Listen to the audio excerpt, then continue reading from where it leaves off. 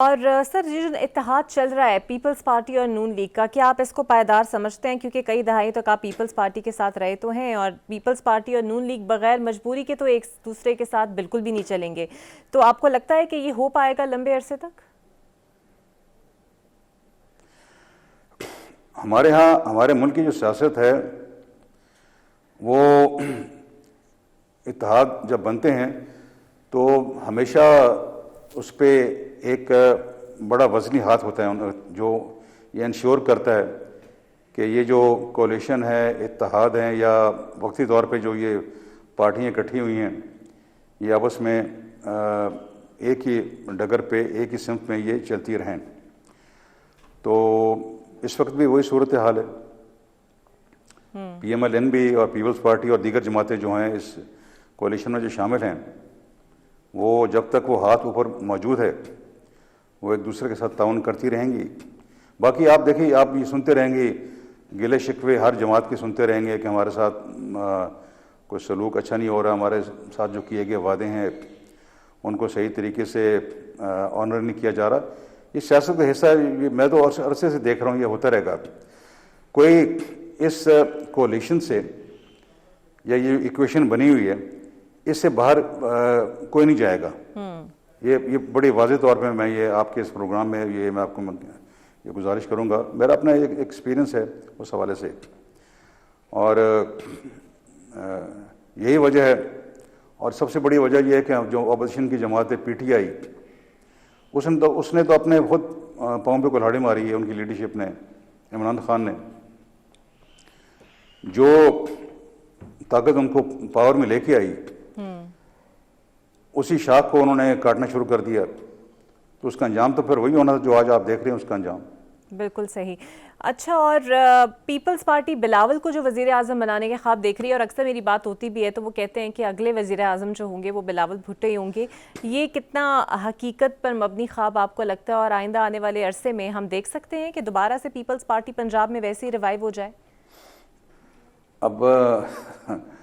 خواب دیکھنے پہ تو پابندی نہیں ہوتی نا کوئی، نہ ہی آپ لگا سکتے ہیں۔ خواہشات کی انتہا تو کبھی نہیں ختم ہو سکتی، تو ان کی خواہشات ہیں، لیکن ان خواہشات، ان خوابوں کی تکمیل کے لیے آپ نے عملی طور پہ کیا کرنا ہے۔ پیپلز پارٹی جب بھی پاور میں آئی ہے، بھٹو سے، شہید ذوالفقار علی بھٹو سے لے کے بے نظیر بھٹو صاحبہ کا دور آپ لے لیں، یا پھر آپ 2008 کا جب پیپلز پارٹی گورنمنٹ میں آئی تھی وہ دور آپ دیکھ لیں، تو تمام ادوار جب پاور میں آئی ہے اس میں پنجاب کا ایک بہت بڑا رول تھا، حصہ تھا ان کے پاس، بہت ایک کلیدی سیٹیں ان کے پاس تھیں۔ اب پنجاب میں تو ان کی حالت ہے، آپ خود دیکھیں، ٹوٹل 6-7 ایم این اے ان کی الیکٹ ہوئے ہیں 141 میں سے، ہارڈلی 1-2% نمائندگی ہے۔ تو اس نمائندگی کی بنیاد پر سیاسی طور پہ تو مجھے اس پارلیمانی نظام میں تو کہیں نظر نہیں آتا کہ پیپلز پارٹی کا کوئی نمائندہ جو ہے وہ مستقبل قریب میں اس عہدے پہ آ سکے۔ اس کے لیے ان کو بہت محنت کرنے کی ضرورت ہے۔ پنجاب میں پیپلز پارٹی کو ریوائیو کرنے کے لیے ایک انقلابی پروگرام لانے کی ضرورت ہے، صرف وعدہ وعید کرنے سے نہیں۔ اور یہ میں کہہ چکا ہوں، میں نے خود بھی ان کو کہا ہے کہ کیونکہ میں نے سیاست ایک طویل عرصہ کی ہے، ہم نے اسٹرگل بھی کیا ہے بے نظیر صاحبہ کے ساتھ، تو ان کے پاس تو یہاں گھر بھی نہیں تھا ہوتا تھا، وہ کسی کے یہاں گھروں میں رہتی تھی، کبھی مجھے آنر دیتی تھیں، اور گھر تھے یہاں پہ، وہاں رہتی تھیں وہاں پہ آ کے۔ تو میں نے ان کو کہا، ان کی لیڈرشپ کو، میں نے کہا جی آپ نے تو گھر بنا لی، سب کچھ بنا لیے،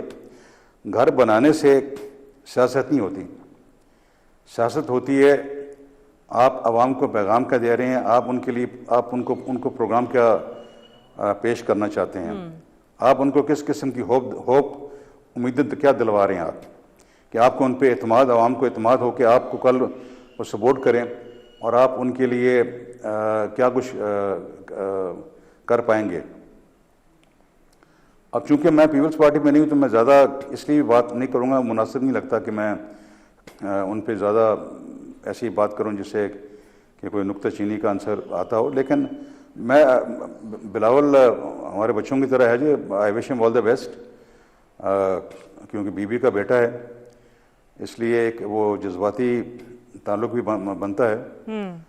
تو اب لیکن اس کے لیے بہت محنت کی ضرورت ہے ان کو، بالکل صحیح. اور سندھ کو چھوڑ کر ان کو